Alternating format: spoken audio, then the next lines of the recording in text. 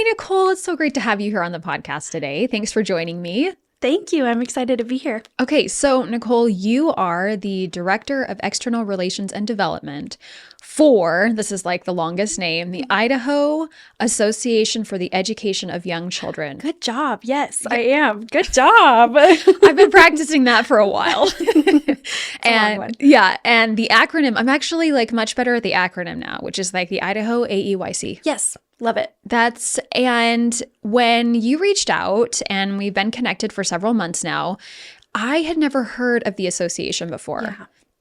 And one of the things that I just want to make sure that we cover in this podcast that I think is always just kind of like really nice to start is to really kind of like lay out the foundation, and then we can get to all of like the meaty things about what value the association brings to Idaho. Yes, amazing. So tell me a little bit about the background, like the background and the why for the Idaho AEYC.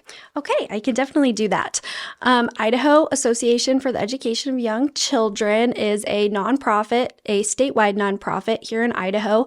We support communities, families, and young children across the state with early education and early education opportunities and care for families.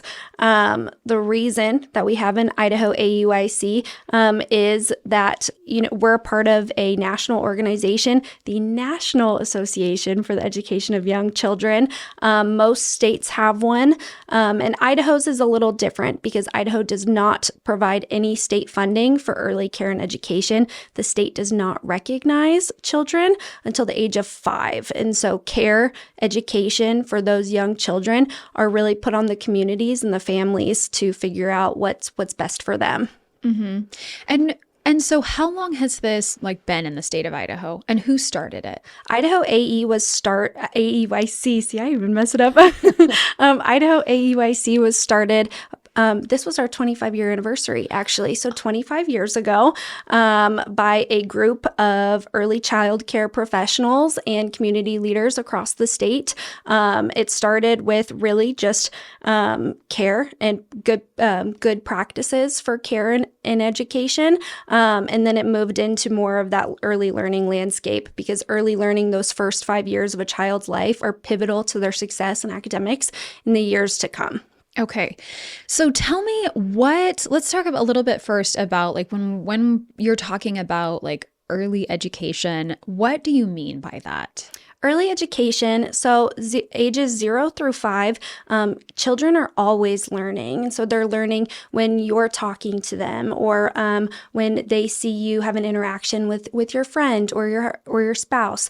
They are learning how to read, how to write, how to talk, how to eat, how to sit in a chair. And so those early years are really pivotal to their success when they go into the K through 12 system.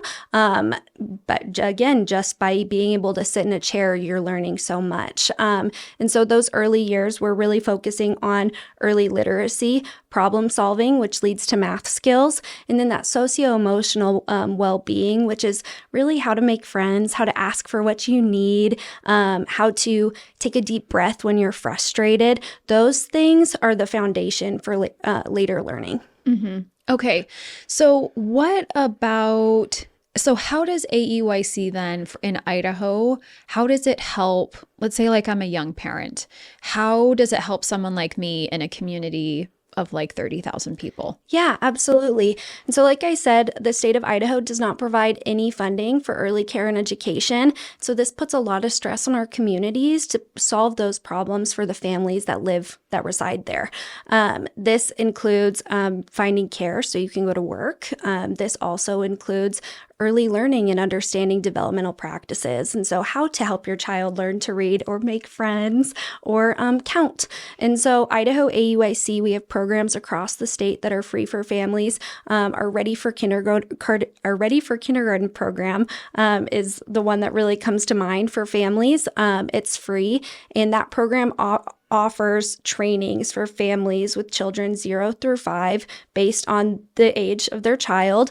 And they're free, 3 workshops each and for each age group. And you leave with a kit of amazing toys and activities that are completely free to you. And also an understanding of where your child is at developmentally. And so that 0 through 1 is going to have different practices and engagement activities to help you play with purpose with your child than at the ages like 3 to 4. And so these, it helps parents understand their role as their child's first and most important teacher and really empowers them in that space. Like, you've got this. I know what I'm doing. I can do this. And so help my child learn. And I know what they can do and what they can do in the future. So I really like what you said, where you said the parent is the first and most important teacher for their child. Right. And it kind of got me thinking, I was thinking earlier about how, gosh, in the 80s, when I was growing up, there was no like preschool kind of there probably was, but I didn't go. And so like my mom was someone who was, teaching me along the way. And so now we have an area where so many people feel like they have to get their kid into preschool. And so what I'm hearing you say, and totally correct me if I'm wrong, but like, you're not saying that preschool is like the thing for kids. You're saying that, hey, it's really important. It's really important to be aware of what our kids need at these early ages. And the parent is the number one most important teacher that can fulfill that role. Yes. So that's really one of the main focuses of Idaho AEYC is parental empowerment. And so providing you with the resources to help you be successful in your role as a parent. There's so many different so many different rules or so many different ideas around education, and we're not here to prescribe, we're here to support. And so across the state, we have early learning collaboratives, 25 across the state. And so they're in communities like Boise, Meridian, all the way in Coeur d'Alene. We also have some in smaller communities like American Falls or Burley. And so these early learning collaboratives are based on the families that are within their communities. And so each one kind of is shaped a little bit different. It's not, again, non-prescriptive, but it's based on what the families in their communities need. And so families in Boise need different things than families in American Falls. And so, again, non-prescriptive, they get to decide what these early learning collaboratives look like and what resources they can provide to those families. But it's all based on what the families feel like they need. And they can decide what resources they want to use and what resources they're going to figure out on their own. So are you able to kind of like paint a picture of what one of those looks like so we can get more specific? Yeah, absolutely. Yeah. So I would say American Falls is it's an amazing community. It's very small, and most of the families that work there work for Simplot or for other agricultural organizations here in Idaho. And that whole community really focuses on universal child care. So families can go to work while also working on early literacy. They understand that when a child has a foundation for reading through 0 through 5, they're more successful when they enter the K through 12 system. Their IRI scores are already at a higher level than students who don't come in with a foundation for early learning and literacy.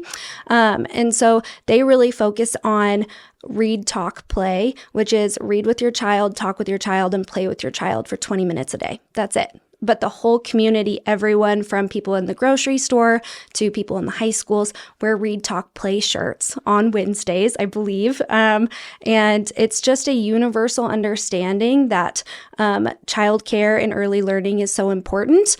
They also offer preschool roundups where families can come and learn about the different preschools that are available to them and then pick which one is right. And so again, they really focus on childcare, whereas other communities focus more on just parental empowerment and understanding the resources that are available to them.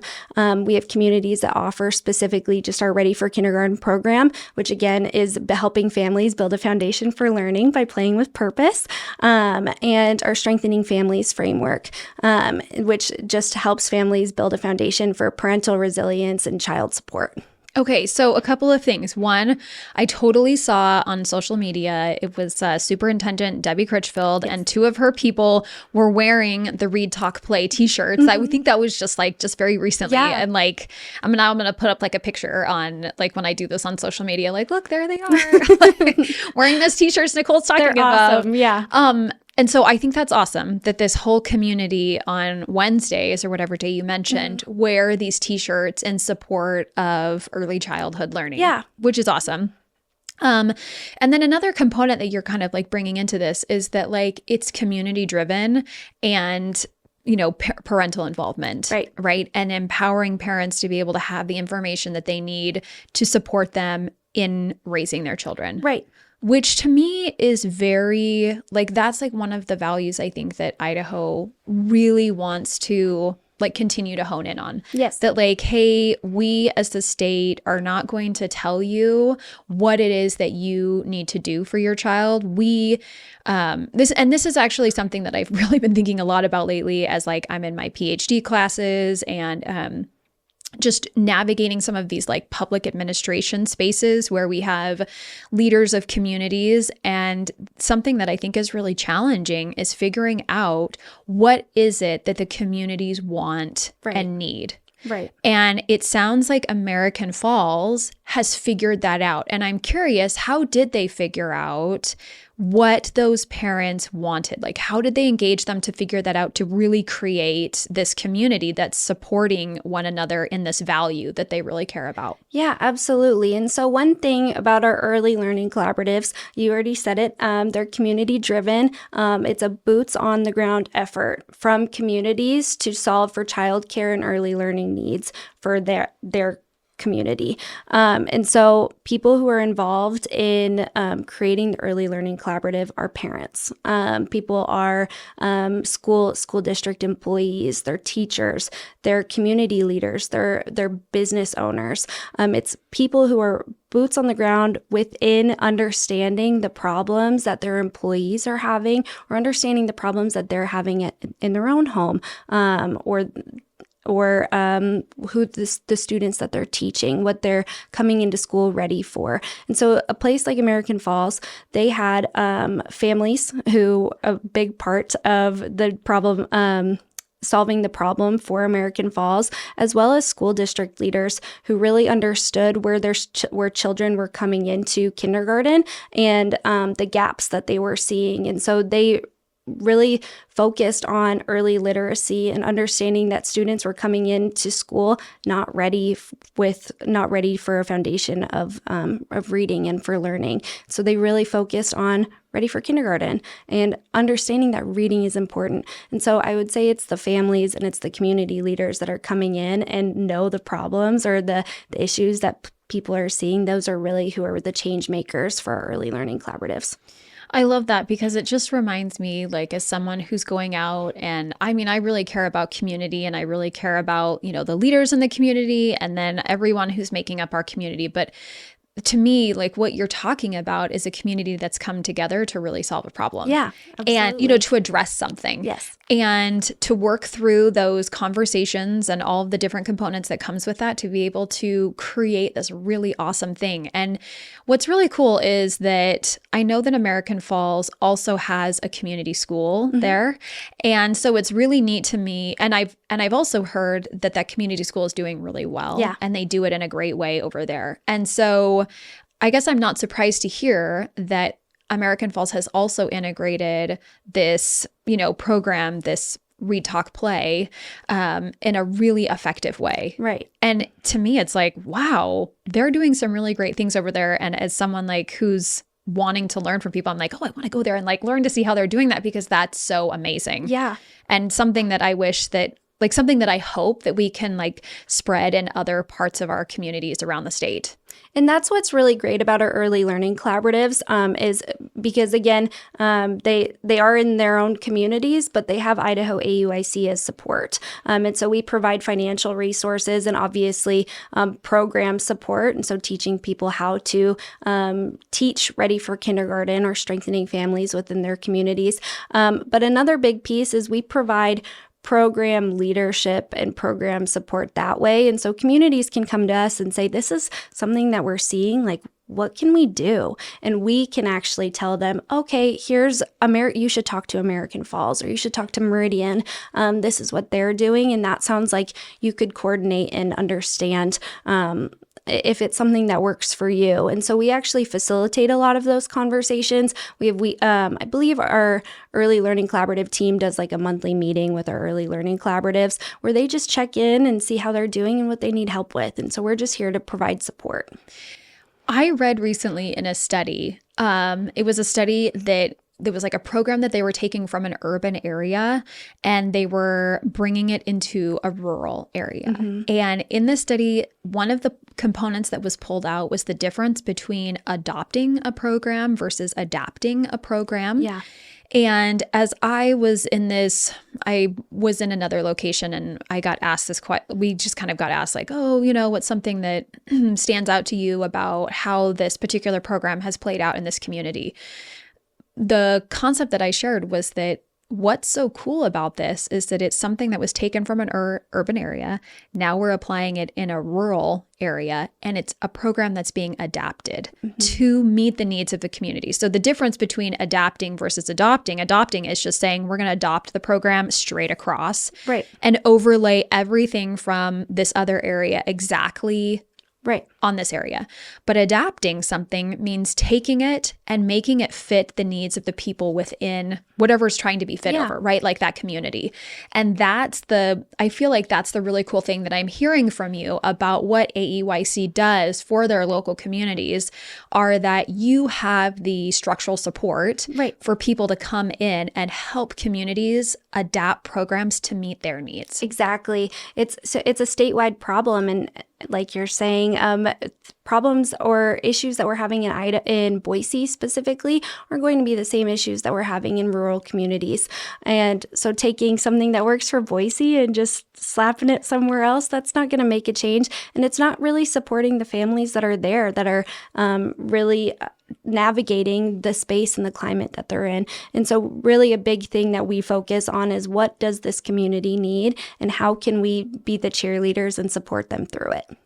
So let's talk about the Ready for Kindergarten program, because I remember, two things. One, I remember when my oldest started kindergarten, and I think as I was like a new mom bringing him in, and I remember we were living in Oregon and I brought him to this charter school. I was really excited to get into this charter school because we were like living in Portland. And so I really wanted that opportunity in that public setting to be able to have that. And we did. I was really excited about it. So I get him into this charter school, and he's starting kindergarten, and he was really good in math. Like he was just like my little rock star over here. But I noticed that he wasn't like quite reading like I thought he would, just kind of pick it up. He wasn't picking it up as fast as maybe I thought he should. I'm going to put air quotes around that, right? And so I was talking to the kindergarten teacher, and she said, listen, they've done studies to show that like it doesn't matter how quick your kids pick up on reading. If your kid doesn't pick it up as quick, that's not an indicator of success later in life. And he did, just within a month, he was reading all this stuff. And he was my first child. It's like, as this parent that's like, I just really want to make sure my kid's doing well. And, then the fourth child, I'm like, oh yeah, it's fine. It's fine. The thing that kind of goes, but so it's important to me to kind of differentiate what you're talking about when you say kind of ready for kindergarten or ready to learn, because that doesn't mean that they're going to pick up on that reading so fast, right? Because that's not an indicator for success. You're talking about something different. And I just want to make sure that we differentiate those two things. Yes, absolutely. Thank you for that. So when I say children are ready for kindergarten, it's a foundation for learning. It's not that they already know their ABCs and 1, 2, 3s or how to spell. It's having that foundation and the ability to be able to sit and to learn with a framework or more of an understanding of this is the time where we're going to learn to read, or this is the time we're going to learn to write. Every child is different. Every child comes to school with different needs. This really just helps families familiarize themselves with what school is going to be like and what they can do to help their child learn through that. And so it's not like there's specific parameters that your child should be able to read this book by this age or be able to spell these words by this time. It's more, here are some tools that help you play with purpose with your child, that help build a foundation for future learning, so it's not as hard as it might be if you weren't practicing these things. So what does play with purpose look like? Play with purpose, it can come from anywhere. And so, and I'm still learning about it, and I'm pretty new to early education. It can be while you're on a walk, asking what colors do you see on that tree over there? And so learning some with STEM work, how many rocks can you count? That's playing with purpose. Asking big questions like, what do you think that bird eats when you're on that walk? Or what over there flies and what crawls if there's a bird and a squirrel. And so it's just taking everyday moments, that like going on a walk with your child or cooking in the kitchen or making snacks, and really bringing your child into it and helping them feel connected and find some partnership with you, because those moments are really what help your child grow. I agree. And it's interesting because I remember at this point, I don't know, I was probably like in my early 30s. I was probably about 30, and I had all of my kids at that point, and I was interacting with lots of parents, and I was talking to this one mom who had, I think she maybe only had 6 kids, because she's since had more than that. She's since had more than that. And when I say only 6, I mean, I was at her house going like, lady, I don't know how you do this. And I kind of made the assumption when I was at her house that she was just so good at what she did, which was why she had 6 kids. Like, why would you have 6 kids if this wasn't something that you just loved? And, these are assumptions that I'm saying younger versions of myself had. Okay. So I'm sitting there in her house, and she's talking with me, and she tells me that being a mom was not intuitive for her. And it was actually really challenging. Yeah. And that she had to learn a lot of things along the way. And when she said that, I felt like in that moment, she really kind of, for myself, and I know that I'm not the only person she said that to, but I really felt like she gave me permission to be honest about what was hard for me as a mom.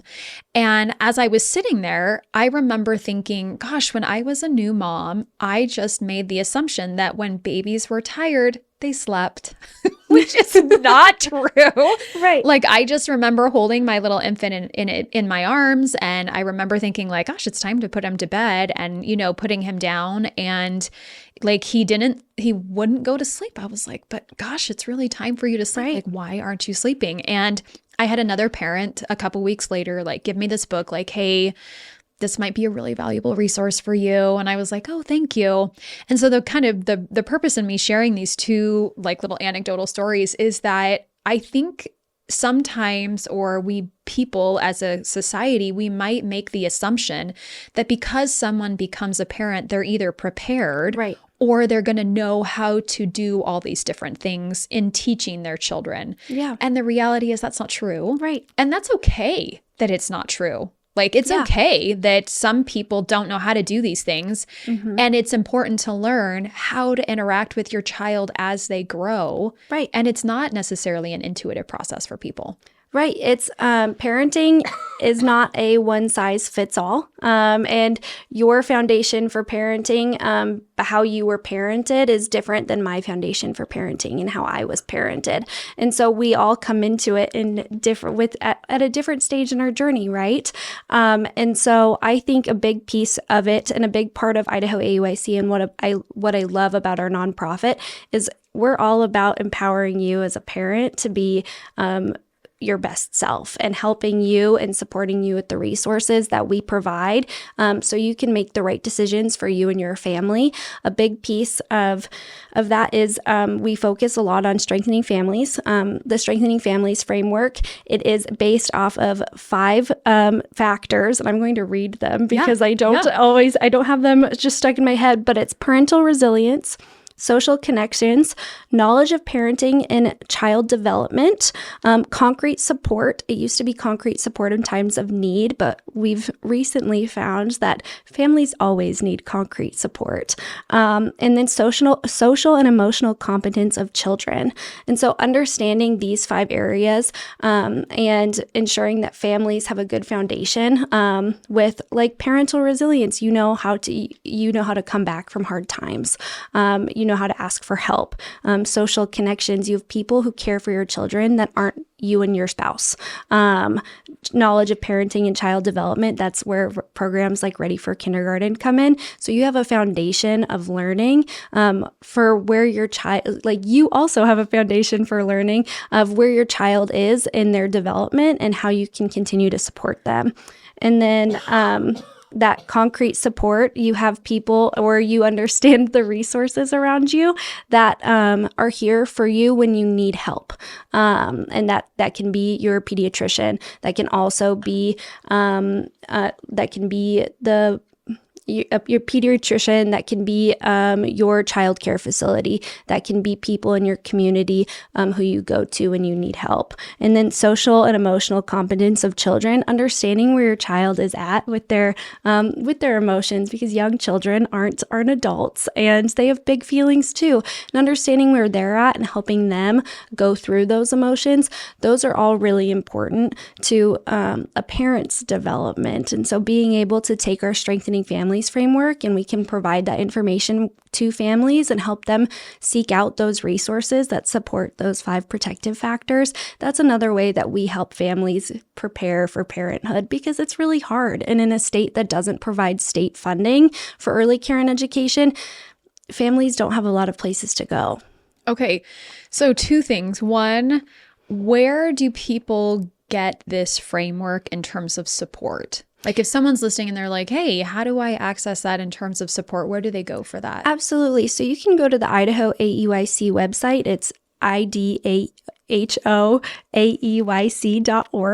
And we have that under our family resources. And so you can connect with our Strengthening Families specialist. Her name is Amanda Mills from our website. And we offer programs for families, communities, school districts, where they can learn about strengthening families and then the different practices that you can go through to continue to hone in your strengths and utilize the things that you're already good at while parenting. Okay, so you've mentioned a couple of times that the state of Idaho does not provide funding for early childhood education. What does that mean? So the state of Idaho is one of, I believe, 3 states that does not provide any state funding for early care and education. This, again, it puts a lot of stress on our communities because communities have to actually solve for the child care issues that are going on within their areas.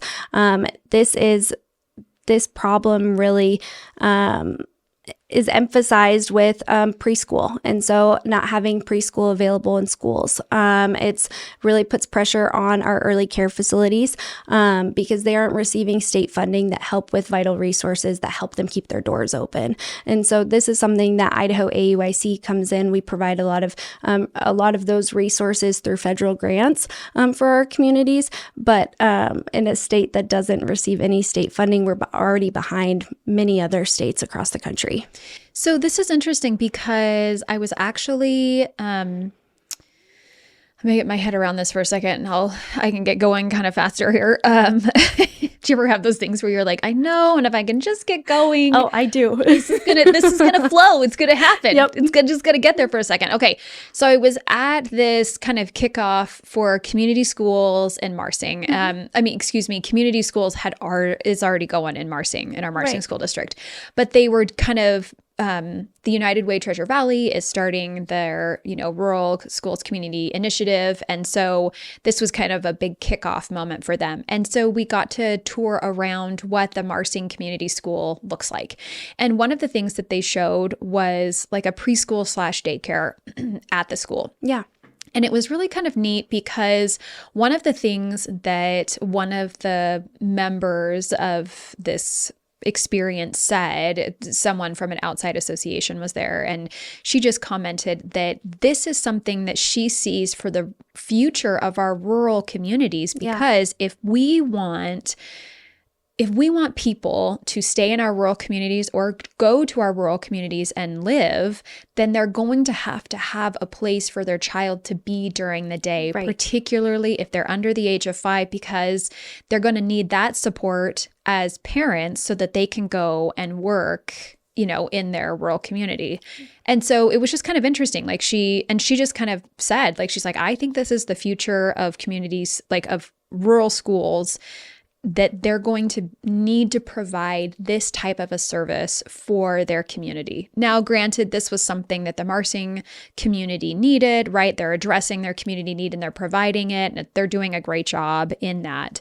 But I mean, one of the things that I'm hearing you say is that, well, AEYC comes in and you guys offer support too through federal grants to be able to fund to meet the needs of the community. Yes. And so something that I hear often and I really love is early childhood professionals are the workforce behind the workforce. So early childhood professionals help families go to work, because you couldn't go to work if you didn't have childcare, or many families can't. And so that's something that we really focus on, and we support early learning professionals as far through our Idaho Stars project. And we are a membership organization, and so we support our early learning professionals through our membership and helping them develop as professionals, helping them receive the accreditations that they need to continue providing the best care and early learning opportunities for your children. That's how we continue to power the workforce. Mm-hmm. So one of the things that I think is really important that you're saying here, and it kind of is bringing back something that you said at the beginning, which was AEYC is not saying you need to send your kid to preschool. Right. That's not what you're saying. You have lots of programs and framework that are supporting parents and families right where they are to do the thing that best meets their family values and needs. Mm-hmm. But the other thing that I'm hearing you say is that the reality is that we have so many families where both parents are working, or, we've got a single parent scenario or whatever scenario is going on there. And that family needs to be able to have a place for their child to go while they're working, and providing that type of an environment, a positive environment for a kid, is really important. And that's what our families want and need. And so you guys kind of step in there and support that too. Right. Yes. And so something that we've been expanding really is families need different things, like we were just talking about. And so some families do have the ability where a parent can stay home and stay with the child. And so for those families, they're going to want to learn how to play with purpose. They're ready for kindergarten. Whereas other families do need care, and they do need somewhere safe for their child to go during the day. And so we can support those families by ensuring that their care providers are certified, that they have state licensing, and that they have their care providers have the tools to provide the best care, high quality care at an affordable price for families. And so and those families also probably want ready for kindergarten too. But through our resources, again, it's non-prescriptive. It's what you need, and we want to empower families. And so we've created some different resources for families. We have it's called the You've Got This booklet that has 7 resources based off of what Idaho AEYC offers. There's information about nutrition, information about strengthening families, Ready for Kindergarten, our advocacy program, Idaho Stars, which is finding childcare, and that's childcare licensing that I've been talking about, and early literacy information and developmental milestones. And so how to understand where your child is at in school with their learning, and when to know when it's not normal, and when to know just keep an eye on things. And so it's our programs really are just offered for the people who seek them out and who really need them. But we've also been expanding so rapidly that people are finding out about us and trying to, like, how didn't I know about this with my first child? And so it's been really cool to see the growth of our organization over the last few years. But the best part of it is that families choose. They get to choose what they want and what they need, because they're the parent. They understand what their child needs. I love that. I mean, I really love that message. It's so important. And a couple of things. One, I really like the vision for AEYC, which is that all children thrive. Yes. At home, in the childcare space, in the classroom. And I think that you have really done a very nice job in capturing what that vision is, because it's all about, it's centered around the family, right, and what that family needs for their family, yeah, like for their kids and what they're doing, right? But your association is giving, people those options to choose. One of the things that I think is really important to note, just for people as they're listening and they're going, well, wait a second, why doesn't Idaho provide, funding in early childhood? I wanted to throw out that Idaho is, I think, one of 7, and it could be different. This was like at least a year ago. One of 7 states that does not require kindergarten. And so because they don't require kindergarten, they actually don't fund kindergarten fully. I think they fund kindergarten. If a school is doing full day kindergarten, they'll fund it at 25%. So usually we see half day kindergarten and they're funding it at 50%.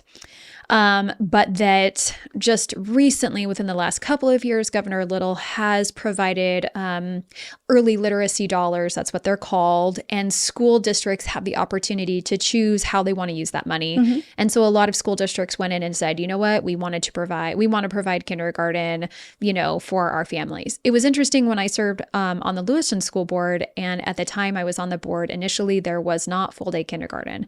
And I had come from places, all of my older 3 kids had all done full day kindergarten in the different places that we had lived. But when we moved to Lewiston, they only had half day kindergarten. And so my child went to half day kindergarten. It was great. I love the school that my child went to. But during that year, while she was doing her kindergarten, there were a couple of other board members that also wanted to kind of make this push for full day kindergarten. So we sent out, we asked our administrators to kind of give a presentation of how other districts are doing it around the state. And there were some districts that provided full day kindergarten. There were some districts that, gave their families the option. You can do half, you can do full, or you can do part day. And there were some school districts that said, we're going to provide this to you at no cost. And there were others that said, well, you can have full day, but you're going to have to pay for it. And as a school board, we said, we fund it fully for everyone and we give people the opportunity, or we don't offer it at all, because we didn't want to make people pay. Right. That was really important to us as a board. That was a priority. And so we were really fortunate to have a community that supported that process. And, there were some parents that were concerned because they said, well, but I don't want to send my kid to kindergarten. And we said, that's great. You don't have to. You're not required to in the state. That's something that is a choice. Now, I do want to so anyways, that next year we did, and it was great. And then I think a year or 2 later, those literacy dollars came in and, they used that for this, that, or whatever to get that funded. But the one thing that I think is important is that whether the state requires kindergarten or not, and this is something that I hear from people, well, I don't want them to require kindergarten because if they do, then I'm not going to have these choices. And the fact is that's not true. Idaho is one of the most friendliest homeschooling states in the nation. So whether the state requires kindergarten or not, that's not going to take away a parent's right to choose if they want to homeschool their child. Right. And I homeschooled my youngest a part of one of her school years. This was like after the awful COVID year, and it was just a very challenging experience for everyone. It was really hard on everyone. Yeah. And after we came out of that year, I saw major holes in her learning. And I really loved her teacher, and I really loved the school that she was at, but I could see that they were not going to be able to fill those holes for her. Mm-hmm. And so I went to the principal and I just said, okay, I love what you're doing here, and I so appreciate the teacher, but I'm going to pull her part-time. And I was like, I'd like to work with you guys in making this work. And she's like, that's not a problem. Just send us an email. And it was super easy. And for 2 days out of the school week, like I pulled her to help fill those gaps, in her learning. And so that's something that kind of, the reason I tell this really long-winded story is that kindergarten funding aspect is part, I think, of logic for lawmakers in not funding those early childhood dollars. Now, I acknowledge that I'm just kind of like glossing over and not getting super specific, but I feel like that plays into it. Right. That they're like, well, we don't require kindergarten and we don't fund it fully, and we're not going to give to, early childhood. But I think that it's really important to differentiate what you're talking about here, because AEYC differentiates the two, which is you're not talking about requiring preschool. Right. And you're not saying that that's needed for kindergarten. Correct. You're saying we want to give families options because they need options. But at the end of the day, we want kids to be ready for kindergarten, and there's all these steps along the way, and some families don't need the additional support. They've got it taken care of, but there are some families who want the additional support and they need it. And that's where you step in. And that's, I imagine, where some of your advocacy work comes into play on the state level. Yes. And so we have the Ready Idaho Coalition. And again, you can find this on our website, which really really supports families in championing for their children. And so being a champion, advocating for the needs of their child, the needs of their families. And so our advocacy director, Johnny Karkin, does an amazing job. We have different advocacy programs that families can participate in. But we always want to hear from families and understand where they're at and what their needs are. If they're in need of resources that they currently don't have, those are all things that we want to hear. And so you can, again, if you are listening and you want to share your story, you can share your story with us through our Ready Idaho Coalition on the Idaho AEYC website. But advocacy is a really big thing that we do across the state and really helps us continue to really spotlight early care and education and the needs of families across the state, because the needs are different. And I think we just want families to have the ability to receive the resources they need, because our mission is that children are ready to learn. That's it. That's our mission. We want families to thrive, and we want kids to be able to enter school, whatever way that they go to school, whether it's homeschool, public, private, ready for what they want to do next. So tell me, Nicole, as we kind of like wrap up the conversation today, what is something that you want to make sure that people know, or a program that we haven't gotten to that's kind of your favorite? You tell me what we need to make sure that we, get into this conversation. Yeah, absolutely. I think the most important thing about Idaho AEYC is our resources are free to families, and families who seek out the resources receive the resources. And so our Ready for Kindergarten program is offered statewide, but if you're in an area that does not currently have the program, you can take the program virtually, and we'll mail you all of the resources that you receive through the program. And so our resources are super accessible, super free. If I can mention free enough, they're very free, and they're amazing resources that really support you as your parent's first and most important teacher, while also helping build a foundation for you on understanding where your child is at and what additional resources you might need if you do need them. And so I think really it's Idaho AEYC's programs. You can check them out on our website, idahoaeyc.org.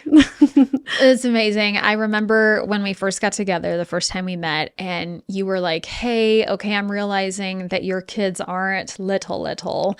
But you had this like I should have bag. brought one. I know, it's very cool. This baggie of stuff. And you were sharing that this is something, this bag, I mean, it was legit. Like, Yeah. I mean, we're talking, it was like 3 or 4 gallon sizes, like these Ziploc gallon bags.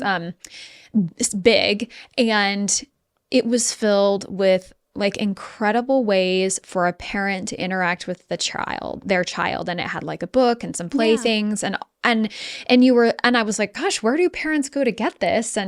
And you explained that like, oh, well, you can like go to your local library and they might have some of these resources, if they're linked in, if the library is like connected with AEYC, and it's free because at the end of the day, we just want parents to be able to, connect with their kid. And I was like, okay, well, my youngest is 11 at the time, but I have a couple of nephews and I know that my in-laws have them over. And so I'm going to give this to the grandparent. Right. So the grandparent can come and, so the grandparent can have these resources to like play with it, their grandkids. And you were like, yeah, it doesn't just have to be the parent. Right. It can be anyone who's interacting, with a child on a regular basis. Yeah. So those are our Kids of Idaho kits. And so currently we have 3, and they're all offered in English and Spanish. And then our third is bilingual. And our Kids of Idaho kits, again, free to families. We have a book that we co-wrote with Lakeshore Learning. And then with those kits, we have it's Kids of Idaho Love to Learn. And so that comes with chalk and different activities that families can do. Again, really nice toys. And then we have Kids of Idaho Love the Outdoors, and it comes with binoculars and a magnifying glass and different activities that you can do with your child outside. And then our bilingual book is Kids of Idaho, The World Around Me. And that's more focused on younger children. And so it has some like bean bags and a touch and feel book, different things like that. And so these kits we offer statewide. We now actually have them up on our website. And so you can go and request them from us, again, for free. But you can go on our website and request them. Right now we are sold out. We're actually working on a 4th one, but they will be back on our website here soon. But we offer them statewide. We do work with our public libraries and our school districts to get those dispersed to communities. Our early learning collaboratives also share those with families across the state. But if you aren't connected with any of those spaces, you can definitely go to our website and order some. I love that. Okay, so as we conclude the conversation, I always like to do the 2 like takeaways. Yeah. Would you like to go first? Do you want me to go? You can go first. Okay. Well, the thing that I'm just like taking away from this conversation is that your association is here to help parents and families right where they are with what they need to help their child thrive in those, 0 to 5 years. And that it's about helping empower the parent have the information that they need to be successful and help their kid be successful. And that's what I love about your association. And that I think what I feel the most connected with, especially like as you and I have interacted, is that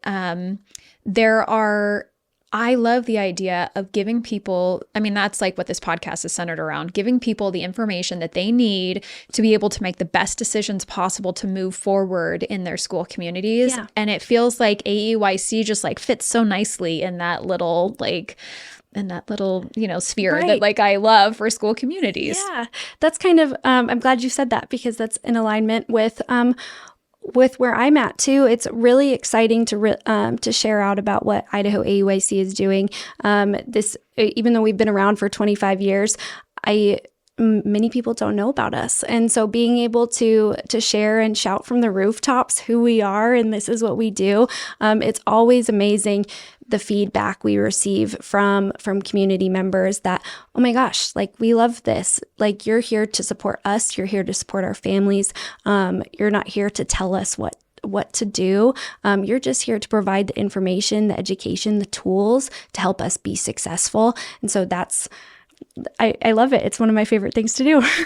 Awesome. And you just have so much joy when you share it. Well, before we even started the episode, you were like, this is my very first time on a podcast. And I have to tell you, you rocked it, Nicole. Thank you. I appreciate it. It's off my bucket list. Yeah. So.